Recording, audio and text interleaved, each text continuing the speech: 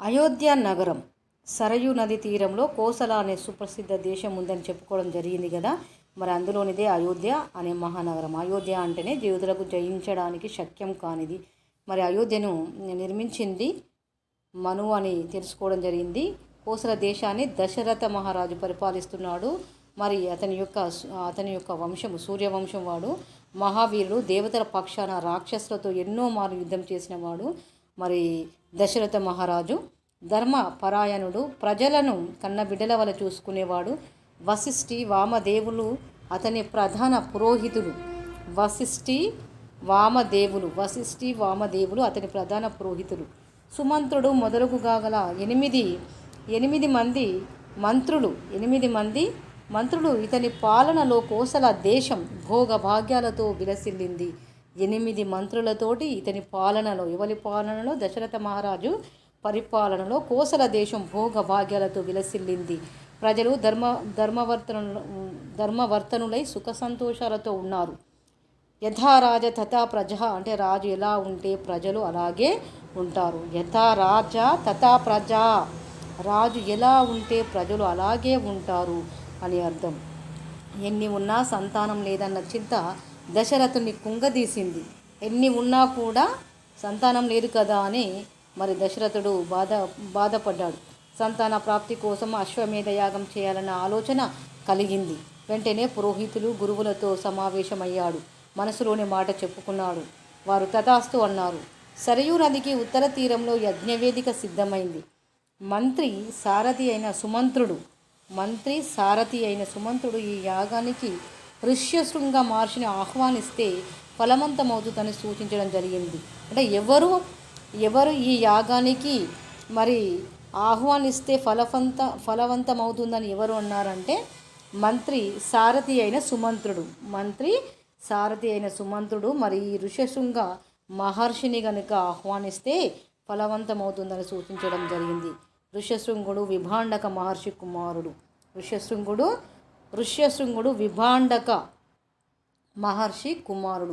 విభాండక మహర్షి కుమారుడు ఋష్యశృంగుడు నిష్ఠాగరిష్ఠుడు. అతడు ఎక్కడ ఉంటే అక్కడ వానలైతే బాగా కురుస్తాయి. ఎవరు ఎక్కడ ఉంటే వర్షాలు కురుస్తాయి అనంటే ఋష్యశృంగుడు ఎక్కడ ఉంటే అక్కడ వానలు బాగా కురుస్తాయి. దశరథుని ఆజ్ఞ మేరకు ఋష్యశృంగుని సగౌరవంగా తోడుకొని వచ్చారు. 3 రోజుల పాటు అశ్వమేధ యాగం శాస్త్రోక్తంగా నిర్వహించారు. 3 రోజుల పాటు. ఎన్ని రోజుల పాటు అశ్వమేధం చేయడం జరిగింది అంటే 3 రోజుల పాటు శాస్త్రోక్తంగా నిర్వహించడం జరిగింది. తర్వాత దశరథుడు ఋష్యశృంగునితో పుత్ర ప్రాప్తి కోసం చేయవలసిన క్రతువును గురించి అడిగాడు. ఆ భారాన్ని ఋష్యశృంగునిపై ఉంచాడు. దశరథుని అభ్యర్థనను మన్నించిన ఋష్యశృంగుడు పుత్రకామేష్టి అనే యాగాన్ని ప్రారంభించాడు. ఇక్కడ గమనించవలసిన విషయం ఏంటిదంటే ఇక్కడ కన్ఫ్యూజ్ కాకుండా మరి ఖచ్చితంగా మరి లైన్ టు లైన్ ఖచ్చితంగా చదివి ఆలోచన చేస్తేనే గుర్తు ఉంటుంది. తర్వాత దశరథుడు ఋష్యశృంగునితో పుత్రప్రాప్తి కోసం చేయవలసిన క్రతువును గురించి అడిగాడు. ఆ భారాన్ని ఋష్యశృంగునిపై ఉంచాడు. ఏ భారాన్ని? ఋష్యశృంగునిపైనే పుత్రప్రాప్తి కోసం చేయవలసిన క్రతువును గురించి అడిగాడు. ఆ భారాన్ని ఋష్యశృంగునిపైనే ఉంచాడు. దశరథుని అభ్యర్థనను మన్నించిన ఋష్యశృంగుడు పుత్రకామేష్టి అనే యాగాన్ని ప్రారంభించాడు. హవిస్సులు అందుకోవడానికి బ్రహ్మాది దేవతలు, గంధర్వులు, సిద్ధులు, మహర్షులు యజ్ఞశాలలో ప్రత్యక్షమయ్యారు. ఎవరెవరు ప్రత్యక్షమయ్యారట? ఏది? పుత్రకామేష్టి అనే యాగాన్ని ప్రారంభించినటువంటి స్థలములో బ్రహ్మాది దేవతలు, గంధర్వులు, సిద్ధులు, మహర్షులు యజ్ఞశాలలో ప్రత్యక్షమయ్యారు. అదే సమయంలో దేవతలందరూ బ్రహ్మను చేరి తమ గోడు వెళ్ళబోసుకున్నారు. దేవతలందరూ వచ్చారు కాబట్టి వాళ్ళ యొక్క గోడును వెళ్ళబోసుకున్నారు. రావణాసురుడు బ్రహ్మ వర ప్రభావం చేత విర్రవీగుతూ తమను చిత్రహింసలకు గురి చేస్తున్నాడన్నారు. ఎవరి వల్ల దేవతలు బాధపడుతున్నారు అంటే రావణాసురుడు బ్రహ్మ వర ప్రభావం చేత విర్రవీగుతూ తమను చిత్రహింసలకు గురి చేస్తున్నాడని ముల్లోకాలను బాధించడమే కాక ఇంద్రుని సైతం రాజ్యభ్రష్టుని చేయడానికి పూనుకున్నాడని తెలిపారు దేవతలందరూ కలిసి. ముల్లోకాలను బాధించడమే గాక ఇంద్రుడిని సైతం రాజ్యభ్రష్టుని చేయడానికి పూనుకొన్నాడని తెలిపారు. అతని దుండగాలకు అంతే లేదన్నారు. ఋషులు యక్ష గంధర్వుల మాట అటుంచి అతని భయంతో సూర్యుడు, సముద్రుడు, వాయువు కూడా తమ సహజ స్థితిని ప్రకటించలేకపోతున్నారని వాపోయారు. అతని పీడ విరగడయ్యే ఆలోచన బ్రహ్మనే చెప్పమని వేడుకున్నారు.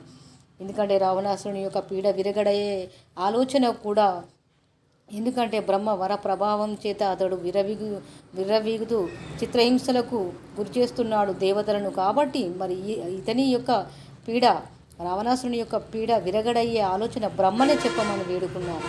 బ్రహ్మ దేవతలతో రావణుడు గంధర్వ యక్ష దేవ దానవులచే మరణం లేకుండా నన్ను వరం కోరాడు. బ్రహ్మ దేవతలతో రావణుడు గంధర్వ యక్ష దేవ దానవులచే మరణం లేకుండా నన్ను వరం కోరాడు. ఎవరిని వరం కోరాడు? బ్రహ్మను కోరాడు రావణాసురుడు. రావణుడు గంధర్వ యక్ష దేవ దానవులచే మరణం లేకుండా నన్ను వరం కోరాడు. మానవుల పట్ల అతనికి చులకన భావం, అందుకే వారి గురించి ప్రస్తావించలేదు. కనుక మానవుని చేతిలోనే రావణునికి మరణం ఉందని అన్నాడు. ఇంతలో శ్రీ మహావిష్ణువు శంఖ చక్ర గదాధరి అయి వచ్చాడు. ఎవరు? మహావిష్ణువు. దేవతలు ఆ దేవుణ్ణి అనేక విధాలుగా స్తుతించారు. వరగర్వం చేత కన్ను మిన్ను గానక ప్రవర్తిస్తున్న రావణ్ణి సంహరించడానికి మానవుడిగా అవతరించమని అభ్యర్థించారు. వరగర్వం చేత కన్ను మిన్ను గానక ప్రవర్తిస్తున్న రావణ్ణి సంహరించడానికి మానవుడిగా అవతరించమని అభ్యర్థించడం జరిగింది. దశరథ మహారాజు గారి 3 భార్యలకు 4 రూపాలలో పుత్రుడవు కమ్మని ప్రాధేయపడ్డారు. అభయమిచ్చాడు. అశ్రిత వత్సరుడు అందరి పూజలు అందుకొని అంతర్ధానమయ్యాడు. ప్రియమైన విద్యార్థులు మరి తప్పకుండా ఉపవాచకంలో ఉన్న ప్రతి ఒక్క లైను, ప్రతి ఒక్క పేరు మరియు ఎవరిని ఏమన్నారు అనే విషయాలు, ప్రశ్నలకు చిన్న చిన్న ప్రశ్నలకు జవాబులు గుర్తుంచుకున్నట్లయితే తప్పకుండా మరి మీరు పబ్లిక్ పరీక్షలో మరి సులభంగా రాయడానికి వీలుంటుంది.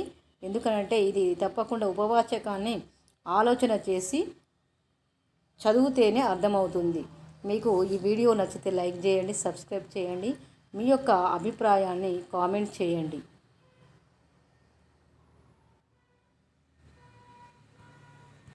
విద్యార్థులకు మరియు టెట్ అండ్ డిఎస్సి 2026 పరీక్ష రాసే అటువంటి అభ్యర్థులకు ఈ వీడియో తప్పకుండా మరి ఉపయోగపడుతుంది.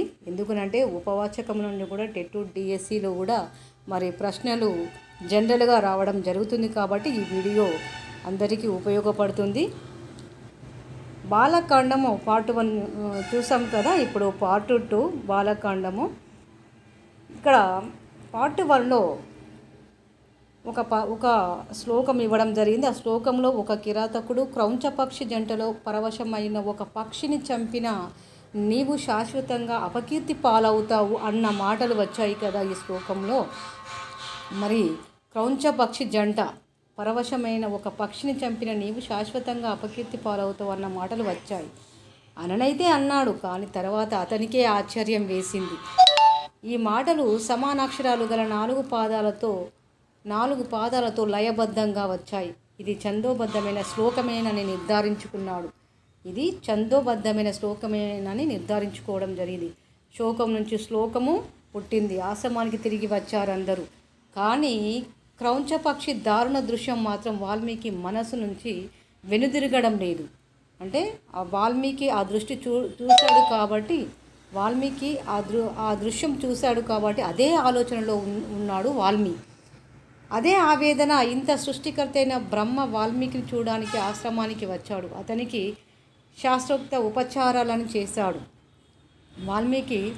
బ్రహ్మ వాల్మీకిని కూర్చోమన్నాడు. అప్పుడు బ్రహ్మ ఆసనం కన్నా కొంచెం తక్కువ ఎత్తులో, బ్రహ్మ ఆసనం కన్నా కొంచెం తక్కువ ఎత్తు గల ఆసనపై కూర్చున్నాడు ఈ వాల్మీకి. ఇది పెద్దల పట్ల ప్రవర్తించవలసిన తీరు. బ్రహ్మ ఎదురుగా ఉన్న క్రౌంచ పక్షి బాధ వాల్మీకిని వదలడం లేదు. ఎందుకంటే అక్కడ ఆ బాధను చూశాడు కాబట్టి, క్రౌంచ పక్షి యొక్క జంట బాధను చూశాడు కాబట్టి, ఒక మగపక్షి చనిపోవడం వల్ల ఆడపక్షి ఎంత బాధను అనుభవించిందో అప్పుడు బ్రహ్మ ఎదురుగా కూర్చున్నా కూడా క్రౌంచపక్షి బాధ వాల్మీకిని వదలడం లేదు.